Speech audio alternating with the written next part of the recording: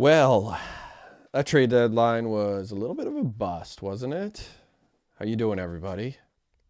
What'd you think? Got a little spicy at the end, but for most of the day, it looked like it was pretty standard trade deadline. Nothing too exciting. There were a lot of teams I thought would be busy that didn't end up doing much of anything. As the day wore on, some of them got a bit more active. Talking about the Toronto Maple Leafs, of course. So let's get into it. Welcome back to Mid-Ice Crisis, the show where we break down the chaos, the cold realities, and the game-changing moments in the hockey world. I'm your host, Josh Cybulski. If you're enjoying the show, please make sure you hit like, subscribe, and drop a rating. It really helps us reach people who are just like you and enjoy the hockey talk. So let's get into things here. If you, by the way, keeping the lights on, all the goofy lights and shit on the walls. Head on over to quenchhydration.ca/second-story-pod. Get yourself 15% off again. quenchhydration.ca/second-story-pod. I do like that rack focus. Pretty good. Boom. We got Coach Chippy on there. It's fun. As a film guy, I like a good rack focus. What about bad workwear? Boom. Not bad. Fix the dome here. Someone told me I have good hair the other day, and I said, "You lying, playa. You lying." Anyways, it's what I get for telling my dad he was losing his hair for the last 10 years of his life. I hit 40, and it just starts running. It's the way it goes. Anyways, let's get into things here. Trade deadline. Thoughts. So obviously the big trade of the day, Nazem Kadri. This thing has been rolling in late. So yeah, it's the way it goes. A lot of people reported it. I think the first report of it was like 4:02 or something like that. So anyways, let's talk about the day that was. So again, there were a few teams that I thought would be busier, but there was, a lot of movement coming into the day itself.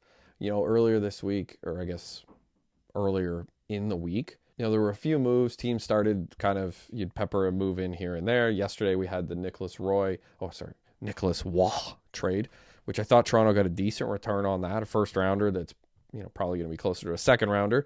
But boy, did Colorado ever beef up their center position, getting Nicholas Waugh and Nazem Kadri. But there's only a couple trades yesterday coming into things. There was the Nick Dowd trade as well. I thought Washington did fairly well in that deal. They got a second and a third. The second is like 3 years from now.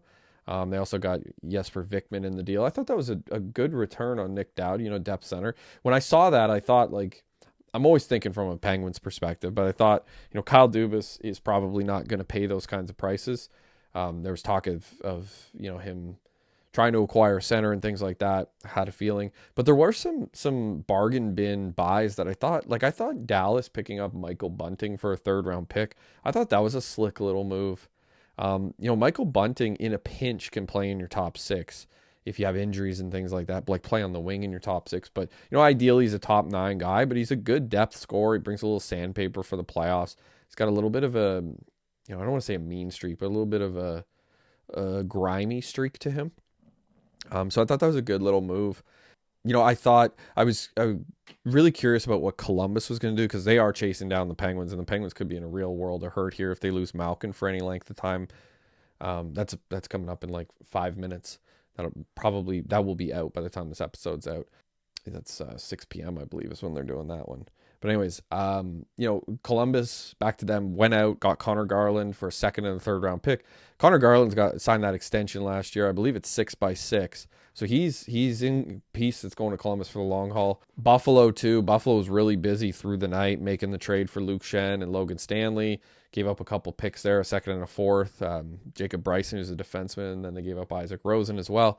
That was a big trade. I thought Buffalo too. Buffalo, I believe.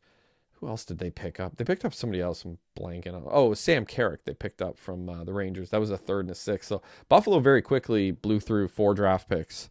And, I'm not a big Carrick guy. I'm not real big on Luke Shen either. I know he's physical and people like that element, but I just always find he's really, I don't know. He's just, to me, he's always a 5'6" guy. And so, yeah, you get Logan Stanley out of it. Logan Stanley's a good piece for Buffalo. I watched Buffalo last night against Pittsburgh, and they're just straight up dominant. Like, their top four is unbelievable. It makes me wonder, like, why did they feel they needed Perico? I mean, I get it. Like, they wanted to upgrade their D, but like, they're pretty deep already. So I don't know. Just my thoughts there. But there was also the Carlson deal through the night. John Carlson going to Anaheim in exchange for a first and a third. The first is a conditional 2026 pick. Basically, if the Ducks don't make the playoffs, they get the option to retain their 2026 pick, and then they can kick it to next year.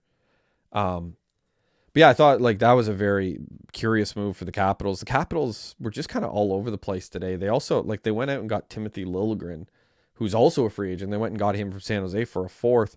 So it made me wonder, like, kind of what's the move here? They don't want to completely punt the thing. They also got David Kampf from Vancouver for a sixth. So obviously, like, Washington didn't want to punt the thing.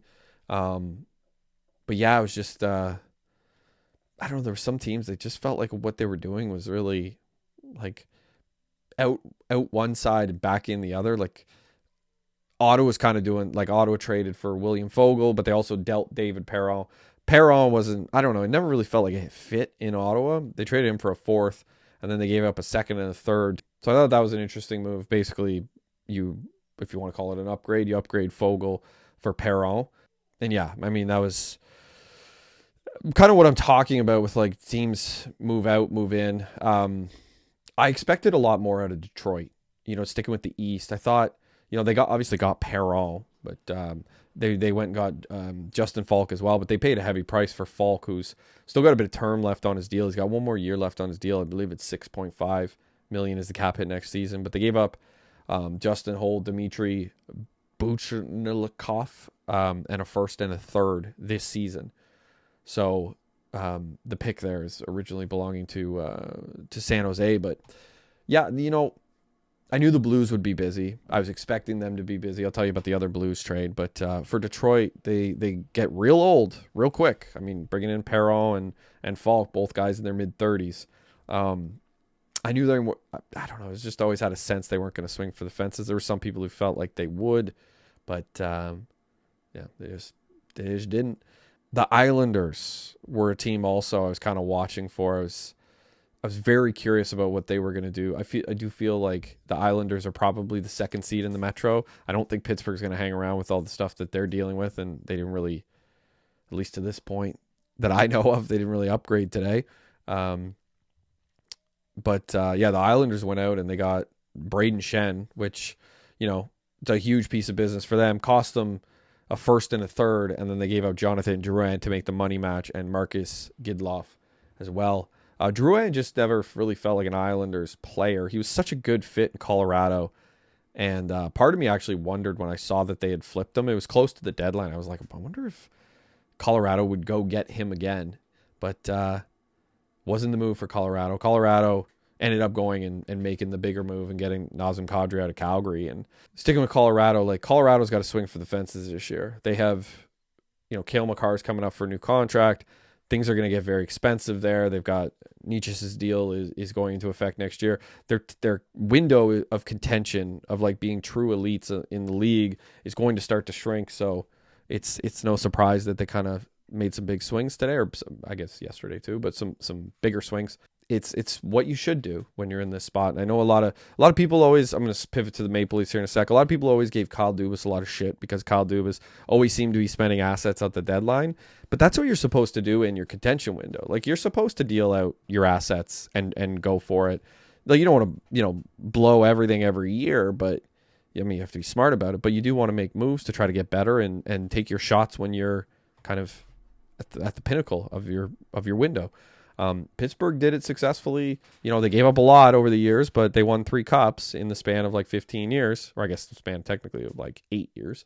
But yeah, it leaves you with nothing at the end. And Toronto took their shots, and now that's kind of where they're at. They're in a sell-off, and we'll talk a little bit about theirs. Obviously, Nick Waugh yesterday. And then today, dealing Scott Laughton for a third-round pick, which, I mean, God, talk about bad asset management with Scott Laughton last year compared to this year. And then, of course, and it's a conditional third round pick. It could potentially be a second if LA makes the playoffs. They're, I think, 3 points out right now. So there's a possibility there they end up with a second, which I guess is a decent return. And then they also dealt out Bobby McCann, who went for a second and a fourth round pick to Seattle. That one came in after the deadline earlier. Today was after 3 o'clock. And look, a lot of people wanted Toronto to re-sign McCann, and I like McCann's game. I think, he brought an interesting element to Seattle, or he does bring an interesting element to Seattle. But, in Toronto, he was a nice piece there. Between last year and this year, as a guy who's a good depth scorer. He's in line for a career year this year. The thing is a guy like that, I mean, he's been in the NHL, I think, like 4 years. 29 years old. Do you want to be the team with where the Leafs are at right now? And I'm talking to Leafs fans specifically. Do you want to be the team that hands that guy potentially $4 million a season for like 4 or 5 years? Do you want to be the Ville Leno type situation that Buffalo had all those years ago, where you give a guy that money? And I don't know necessarily he's going to get 4 by 5 or whatever, but cap's going up and teams get crazy on July 1st, and there's not going to be a ton of guys making it to July 1st. So I like Bobby McCann, but again, I don't want to be the team that gives him his next contract. So kind of the way you got to look at these things, especially when you're Toronto, and Toronto's got some much bigger decisions to make than Bobby McCann, but the Leafs already have a lot of guys on not great contracts that are getting up there. Thinking of like a Christopher Tanev type. So yeah, do you want to be the team making that deal? I don't know. I don't, personally.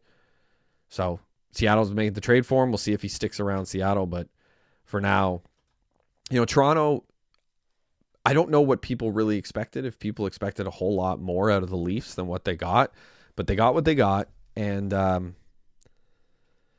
it's one of those things. Like, if Brad Treliving is going to be the guy that actually brings this team into the next window, whatever that window happens to be, and I don't really know what it's going to be. He's not going to do it overnight. Like, just look at his, the guy who was there before him, Kyle Dubas. Like, 2 years ago, Kyle Dubas looked like he was doing a real bad job. He did. When he pivoted to this retool that Pittsburgh's in, he made the Jake Gensel trade just before the deadline, and everybody thought, like, man, what a bad first year. And to be honest, it wasn't a good one in Pittsburgh for Dubas. So everybody kind of looked at it. And if you look at it in a vacuum, that first year was really bad. But you look at the 2 years since, and there's an argument to be made that outside of Bill Zito in Florida, Dubas has been the best GM in the league in the last 2 years. And I'll go put his trade record even against Zito's. It's just, Zito won the cups. I guess he won one last year. I guess technically 2. Anyways, that's totally besides the point. But yeah, like, you compare Dubas to just about anybody that isn't Bill Zito, and his track record speaks for itself. And for Toronto, like, Treliving, the thing about Treliving is the way this team's kind of fallen apart, the Leafs I'm speaking of now, the way they've kind of fallen apart, it's been death by 1,000 cuts. It's been a move here, a move there, one step forward, one step back. Now they've gotten to a spot in the last 12 months where it's been 1 step forward, 2 steps back. And what can he really do? Treliving. What can he really do right now? Till he addresses the Nylander and the Matthews future, like, what's going to happen with those guys? When you sell off like Oliver Ekman-Larsson, I know some people wanted that because his value is quite high right now, but what are you signaling? Where does that leave you? I know, like, to me, the Leafs, this is the way I felt it on a few episodes. Like, the Leafs had to sell off their assets for this year and kind of regroup in the summer and figure out what they're going to do. Now they've got a few pieces, like, not a ton, but they've got a couple pieces that they can use, and they can decide, like, are we going to retool a little bit in the summer? Are we going to rebuild? Are we going to move out like a Matthews? They get a longer look at this thing. So I think for Toronto, they didn't have a great trade deadline, but I think it's fine. I don't think, like, if your expectations were higher than this for Toronto, I don't know what to tell you, but you were a bit delusional. Like, they weren't going to move Matthews before the trade deadline. But I am curious about one thing with Toronto, and of course it always comes back to Toronto, it's center of the universe in the NHL. But yeah, look, like, is Treliving the guy? Have you seen enough of him in the last 3 years to be like, this is the dude that's going to lead us into the next thing? I personally don't think so. But then again, I don't know who the heir apparent is. Or like, who do you bring in to replace Tree Living that's out there right now? Because you can go and get guys that you think are the next big thing, and they fall flat on their face. And are you going to go get a current GM in the NHL to come in? Can you go and get Bill Zito out of Florida? Probably not. So who are you going to go get? There's a few other teams that are going to be looking for GMs too that might have more desirable situations. So we'll see. Anyways, hope you enjoyed the show. I know it was a bit of a quick one. We're just trying to get this out. Head on over to quenchhydration.ca/secondstorypod to pick up some Cwench. Have yourselves a good one. Take care.